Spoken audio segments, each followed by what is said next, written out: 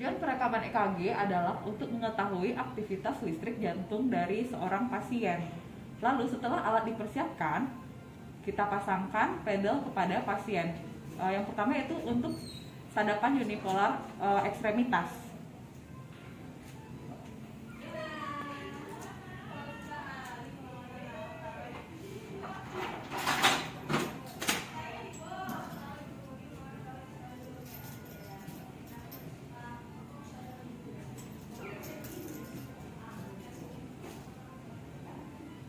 Sesuai dari mesinnya, ada yang left arm untuk tangan kiri, yang LL untuk kaki kiri, yang RA untuk tangan kanan, dan yang RL untuk kaki kanan. Lalu kita pasangkan juga untuk elektroda di bagian prekordial.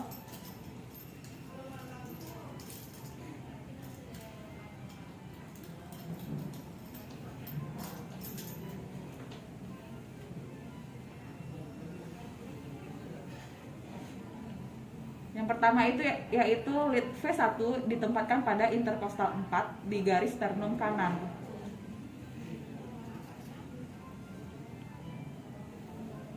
Lead V2 elektroda ditempatkan pada interkostal 4 garis sternum kiri.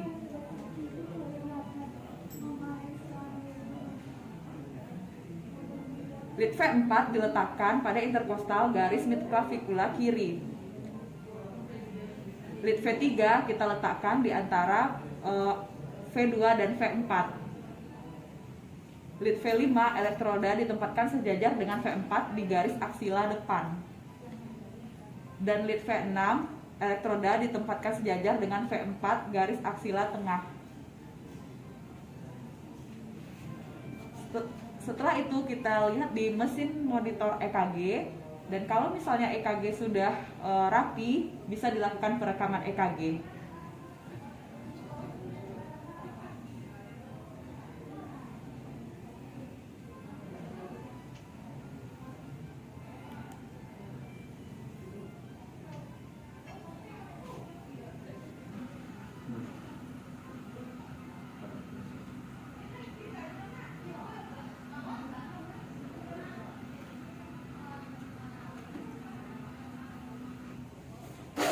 Dan kita bisa menuliskan identitas pasien di kanan atau kiri atas dari EKG. Selanjutnya, setelah perekaman EKG, kita bisa melakukan interpretasi EKG. Ada beberapa hal yang bisa kita interpretasikan dalam pembacaan EKG. Yang pertama yaitu irama. Untuk menentukan irama EKG teratur dan tidak teratur, kita lihat di lead 2 panjang dalam EKG. Lalu kita ambil satu kertas bantuan dan kita lihat ke puncak QRS, lalu kita bikin titik-titik, kurang lebih 3 titik, lalu kita geserkan untuk QRS selanjutnya. Dan jika masih berada di titik yang sama, berarti irama EKG ini adalah teratur. Selanjutnya untuk hadrat atau frekuensi nadi. Ada 3 cara untuk melakukan penghitungan hadratnya. Yang pertama yaitu kita bisa menggunakan dengan jumlah kotak besar antara puncak gelombang QRS.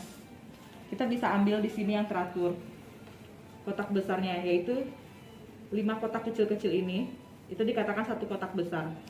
Yang pertama yaitu kita ambil kotak besar. Kita lihat di sini ada 4 kotak besar. Jarak yang diambil dari jarak puncak QRS 1 ke yang lainnya, 1, 2, 3, 4. Berarti dengan sesuai rumusnya itu 300 dibagi 4 kotak besar itu sama dengan 75 kali per menit. Dan untuk rumus kedua yaitu dengan 1500 dibagi jumlah kotak kecil. Kotak kecilnya adalah dari kotak besar tadi, ini yang ini kecil-kecil ini kita hitung 20. 1500 dibagi 20 sama dengan 75 kali per menit. Jadi pada EKG ini bisa kita simpulkan hadratnya adalah 75 kali per menit. Ini adalah untuk irama yang teratur. Selanjutnya untuk interpretasi gelombang P, nilai normalnya yaitu lebarnya kurang dari atau sama dengan 0,12 detik dan tingginya kurang dari atau sama dengan 0,3 mV. berarti itu sekitar 3 kotak kecil. Nah, dan selalu positif di lead 2 seperti ini. Ini gelombang P-nya positif di lead 2 dan defleksi negatif di lead AVR. Dan pada EKG ini gelombang P-nya yaitu ada 2 kotak kecil. Itu berarti nilainya yaitu 0,08 detik dan tingginya 0,1 mV. Selanjutnya kita akan menilai interval PR. Interval PR diukur dari permulaan gelombang P sampai permulaan gelombang Q di kompleks QRS.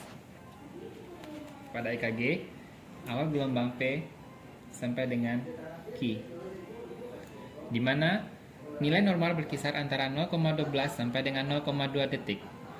Pada EKG 0,12 sampai dengan 0,2 detik yaitu 3 sampai dengan 5 kotak kecil. Di EKG kita temukan 1, 2, 3, 4, 5. Berarti 0,2 detik. PR interval 0,2 detik berarti normal. Untuk kompleks QRS, kita nilai dari lebar dari kompleks QRS tersebut, di mana normalnya adalah 0,04 sampai dengan 0,12 detik, atau pada EKG 1 sampai dengan 3 kotak kecil. Pada EKG kita temukan ada 2 kotak kecil, berarti nilainya 0,08 detik. Berarti normal. Selanjutnya yang dinilai dari kompleks QRS yaitu dalam gelombang Q, di mana normalnya kurang dari sepertiga gelombang R.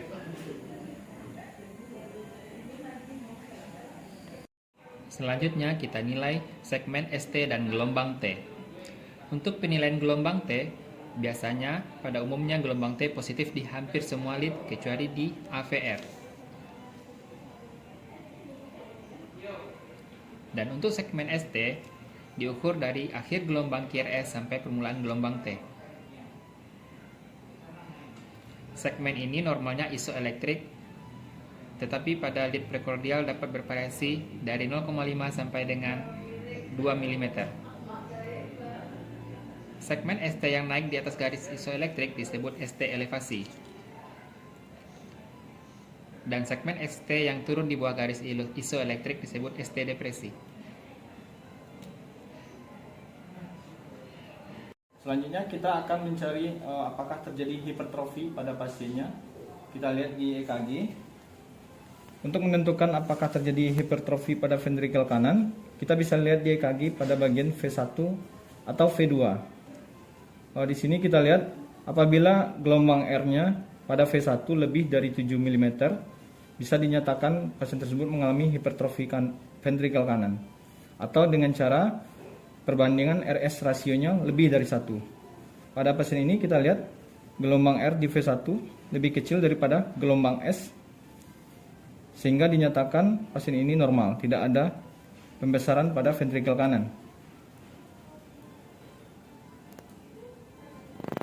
Selanjutnya untuk melihat apakah ada pembesaran pada ventrikel kiri atau left ventricle hypertrophy, pada EKG bisa kita lihat di gelombang V5 atau V6. Kita lihat apakah di gelombang V5 ini gelombang R-nya jika lebih dari 25 mm, berarti bisa dinyatakan pasien ada pembesaran di ventrikel kiri. Atau dengan cara menjumlahkan gelombang R dan gelombang S-nya.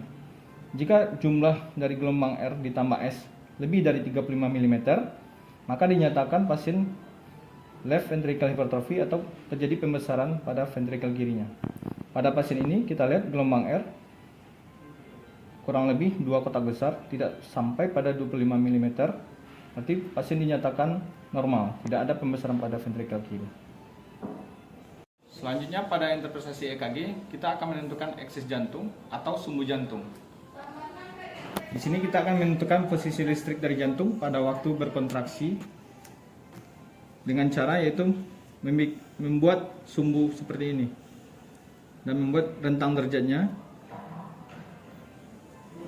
Nanti kita hitung pada lead 1 dan lead AVF. Jika nilainya dari min 30 derajat sampai plus 90 derajat, maka eksisnya dinyatakan normal.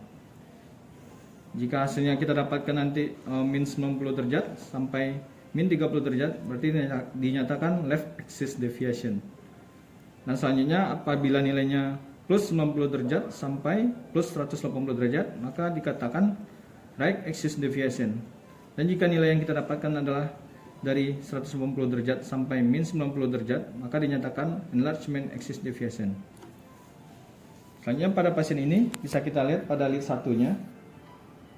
Kita lihat pada gelombang kompleks QRS, kita jumlahkan perbandingan gelombang yang defleksi positif dan gelombang yang defleksi negatif.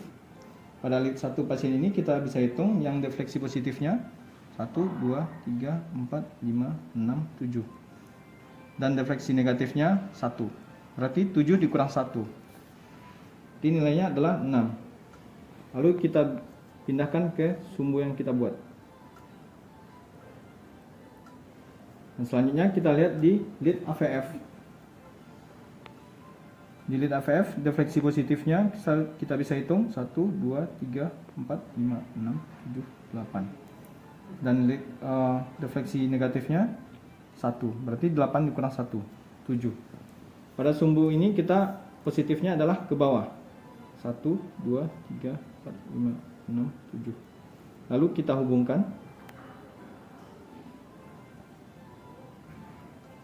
Dan kita tarik dari sumbu.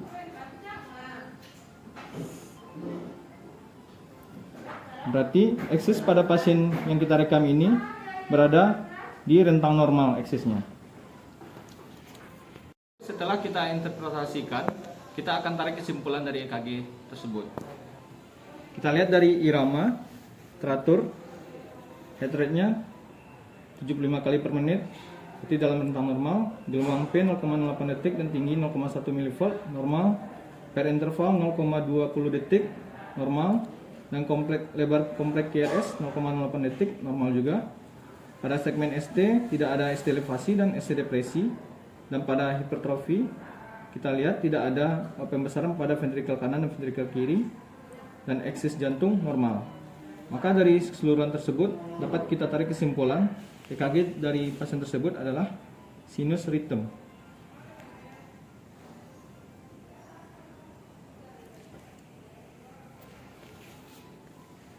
Sekian interpretasi EKG dari kami. Terima kasih.